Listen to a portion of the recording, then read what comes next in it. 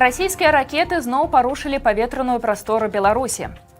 Кіберпартызаны апублікавалі вялікі зліў даносаў з сайта КДБ. Рэпрэсіі працягваюцца. Беларусцы помсцяць за ігнараванне пытанняў Азаронка, а пра затрыманых студэнтаў БНТУ тэлеканал АНТ нават зняў расследаванне. І напрыканцы выпуску пакажам, як і каго выгульваюць па вуліцах Магілёва. Добрый вечар, гэта Белньюз, а я Тацяна Дабрыян. Пра галоўныя навіны панядзелка 29 красавіка ўжо праз некалькі секунд. Падпішыцеся на наш канал, каб заўсёды быць у курсе актуальных падзей Беларусі. Расійскія ракеты ў беларускім небе. У ноч з 26 на 27 красавіка падчас чарговага абстрэлу ўкраіны расіяне скарысталіся паветранай прасторай Гомельскай вобласці. Пра гэта паведамілі два ўкраінскія маніторынгавыя каналы. 3 ракеты «Кинжал» праляцелі над Чарнігаўскай вобласцю, перасеклі тэрыторыю Беларусі над Брагінскім раёнам і працягнулі рух у напрамку захаду ўкраіны. Над Беларусю ракеты праляцелі ад 19 да 24 кіламетраў. Цікава, што беларуская сістэма СПА ніяк не адрэагавала на паветраныя цэлі. Хаця раней такія спробы былі. 25 кастрычніка мінулага года расійскі беспілотнік парушыў паветраную прастору Беларусі. Тады сістэма СПА ў Мазырскім раёне дала залп па цэлі, але паразіць яе не змагла. Беспілотнік працягнуў рух у Кіеўскай вобласці. Рэжым вырашыў з паляўнічых і рыбаловаў зрабіць снайпераў. Пра такую ініцыятыву распавёў экс-міністр МУС Ігар Шуневіч, які зараз займае пасаду старшыні беларускага таварыства паляўнічых і рыбаловаў. Когда была поставлена задача определить свое место в системе национальной безопасности вот именно тех людей вооруженных, которые сегодня составляют основу белорусского общества охотников и рыболовов, количество желающих пройти переподготовку по системе «Снайпер» превысило все мои ожидания. Праўда, былы сілавік не назваў дакладную колькасць прэтэндэнтаў на перападрыхтоўку, але падзяліўся, што МУС ужо стварыла сістэму для перанавучання і нават гатова пашырыць яе для ўсіх ахвочых. Поэтому на сегодняшний день создана и создается система задействования таких специалистов, их переобучения. Министерство обороны этот процесс уже организовало. И мы будем постепенно увеличивать потенциальное количество тех людей, которые в случае необходимости могут быть применены как специалисты очень узконаправленного хирургического, так сказать, инструмента. У беларускіх хакераў новае дасягненне. Кіберпартызаны апублікавалі зліў даносаў з сайта КДБ. У матэрыялах больш за 40 000 зваротаў. Даносы ёсць як з боку беларусаў, так і на беларусаў ад грамадзян Польшчы, Нямецчыны, Азербайджана. Таксама хакеры апублікавалі спіс адміністратараў і базу дадзеных рэсурсу рэпрэсіўнага ведомства. У базе была сабрана інфармацыя ад грамадзян з верасня 2014 года па жнівень 2023. Сярод частых персаналей даносаў стваральнік канала «Нехта» Сцяпан Пуціла, актывіст Зміцер Дашкевіч, блогер Эдуард Пальчыс. Сярод іх ёсць даволі абсурдныя заявы. Напрыклад, тэорыя змовы аб тым, што заслужаны артыст Беларусі Геннадзь Давыдзька, гендырэктар расійскага першага канала Константин Эрнст і палітвязень Сергей Ціхановскі – гэта адзін чалавек, але ў розным грыме. А таксама з апублікаваных даносаў стала вядома пра нетрадыцыйныя спосабы барацьбы з каронавірусам, крытыку беларускага Мінкульта і затаплення амерыканскага эсмінца адным баявым жэстам. Характэрна, што сайт КДБ не працуе больш за 2 месяцы. Прычынай таму таксама стала атака кіберпартызан. Жанчыну, якая адмовілася адказваць на пытанні Азаронка, будуць судзіць адразу па 2 крымінальных артыкулах. 39гадовую Наталю Крук рэжым абвінавачвае ў закліках да санкцый і ў дзеяннях, якія нібыта парушаюць грамадскі парадак. Да затрымання жанчына жыла ў Польшчы. Пасля няўдалай спробы пабудаваць там бізнес, Наталя вырашыла вярнуцца на радзіму, але там апынулася ў СІЗА. Вядома, што пакуль беларуска сядзела ў следчым ізалятары, сілавікі скарысталіся яе тэлефонам і ад імя Наталі пакінулі 2 каментары. Абодва тычыліся Александра Азарова і плана перамога. Затое, у чым жанчына не вінаватая, яе будуць судзіць 7 траўня ў мінскім гарадскім судзе. Па 2 крымінальных артыкулах ёй пагражае да 12 гадоў калоніі. Верагодна, прычына адкрытай нянавісці да Наталі звязана з яе смелай пазіцыяй падчас затрымання ў мінулым годзе. Тады жанчына дэманстратыўна адмаўлялася адказваць на пытанні прапагандыста Азаронка. Ён прыйшоў у Губазік браць у яе сваё традыцыйнае пакаяннае інтэрв'ю. Сентября скоро. Со школами можно что-нибудь придумать. Расклеить портреты особо отличившихся из комиссии, их адреса и телефоны вывесить. Пусть ссутся, идти на работу и домой. Учителя точно перепугаются, когда их портреты по районам будут развешаны. А кто должен ссаться? Это ваш комментарий в Телеграме. Зачем чьи-то портреты развешивать? Кто должен ссаться?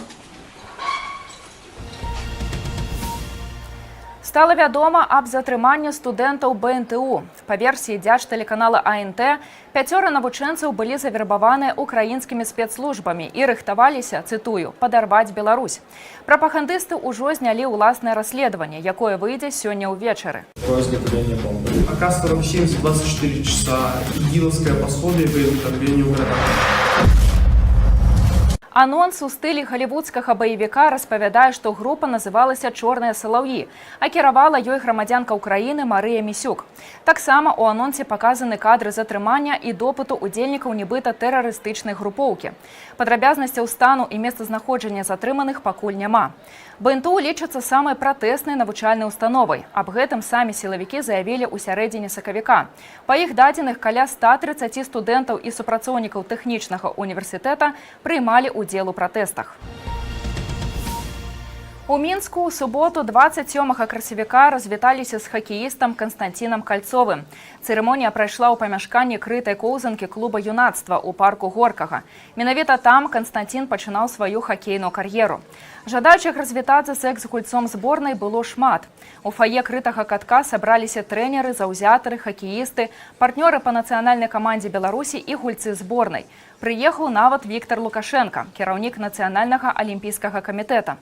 Вядома, што астанкі Канстанціна Кальцова пахавалі на могілках каля вёскі Чудзенічы ў Лагойскім раёне. Нагадаем, трагічная смерць паспяховага беларускага хакеіста адбылася ў гатэлі Маямі 18 сакавіка бягучага года. Тады следства адразу ж выказала меркаванне, што гэта быў суіцыд. Аднак былая жонка Кальцова упэўнена, віной усяму няшчасны выпадак. Канстанціну было 42 гады. У яго засталіся 3 дзяцей ад першага шлюбу. І зноў з паліц беларускіх аптэк знікаюць патрэбныя прэпараты. На гэты раз у зоне недасягальнасці таблеткі акне-кутан. Яны выкарыстоўваюцца для лячэння захворвання скуры акне. Беларусы па некалькі гадзін стаяць у чэргах, каб забраць апошнія пакаванні прэпарата, бо да ліпеня паставак у Беларусь не будзе. Аналагічная сітуацыя і з іншымі прэпаратамі. Напрыклад, зараз усё складаней дастаць лекі для барацьбы з эпілепсіяй аксітол. Прэпарат знік яшчэ ў сакавіку. Яго з'яўленне ў аптэках анансавалі ў траўні. Але і гэта інфармацыя недакладная. Тым часам на расхват аўтамабілі беларускай зборкі. Гендырэктар беларуска-кітайскага прадпрыемства «Белджи» Геннадзь Свидерскі пахваліўся высоким попытом на машины. В прошлом году на нас жаловали, что все время большие очереди, долго ждать. Мы работаем с этим. Ну, могу сказать, что за первый квартал мы продали больше, чем за весь 2022 год вместе взятый. Нагадаем, летась на кампанії «Джили» і «Белджи» припадали 72% усіх прададзеных новых аўто ў краіне. А пастаўку некаторых мадэляў даводзілася чакаць месяцамі. Але, са слоў Свидерскага, ситуация ўжо змянілася ў лепшы бок. И по некоторым моделям уже не нужно ничего ждать. Можно прямо выбирать в салоне. Ну и мы будем продолжать эту работу таким образом, чтобы стояли машины, а не покупатели.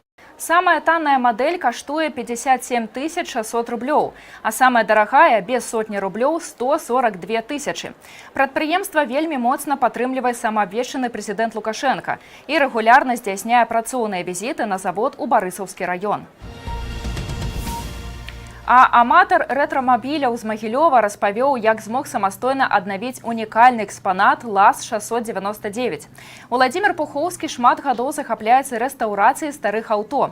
У яго калекцыі ўжо ёсць 2 паспяховыя праекты, а 4 гады таму мужчына купіў яшчэ і аўтобус 1987 года выпуску. Был автобус, который предназначен был для списания. Находился он в одной из организаций ДОСААФ, потому еще хотя бы немного сохранился, потому что он сам 1987 года. Ну и мы решили дать ему вторую жизнь, чтобы он не погиб.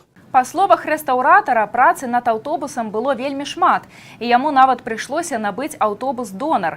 Але пра куплю і саму ідэю аднаўлення Владзімір не шкадуе. Для Беларусі гэты праект не тыповы, бо ў краіне ёсць усяго 2 такія лазы на хаду і ў добрым стане. Пасля завяршэння ўсіх рэстаўрацыйных работ Владзімір вырашыў не выкарыстоўваць рэтрабус у бізнес-мэтах. Замест гэтага гаспадар-гадавальніка дэкаратыўных раслін займаецца душэўным нядзельным экскурсійным адпачынкам. Так как у нас на питомнике много работает сотрудников и рабочих специальностей, инженерных, технических работников, мы им бесплатно за счет нашей организации вывозим на маршруты выходного дня летом. В частности, вот на Голубую границу, Мстиславль, Баркалабовский монастырь, ездили на Буйническое поле. Па-сапраўднаму вясновае надвор'е на выходных цешыла не толькі жыхароў Магілёва, але і чатырохногіх насельнікаў горада. У нядзелю мінакі сталі сведкамі дзіўнай карціны. Жанчына выгульвала маленькае медзведзяня наўпрост на павадку. Мяркуючы па відэа, касалапік быў вельмі шчаслівы пашпацыраваць на свежым паветры.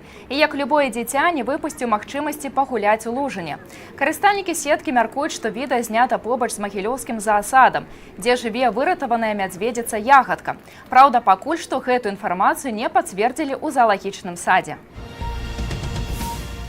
Гэта ўсе навіны на сёння. А ўжо ў 21:00 не прапусціце прамы эфір праграмы «Актуальна». Вы глядзелі Белньюз. Не забывайце падтрымліваць нашы выпускі лайкамі і каментарамі. Да сустрэчы!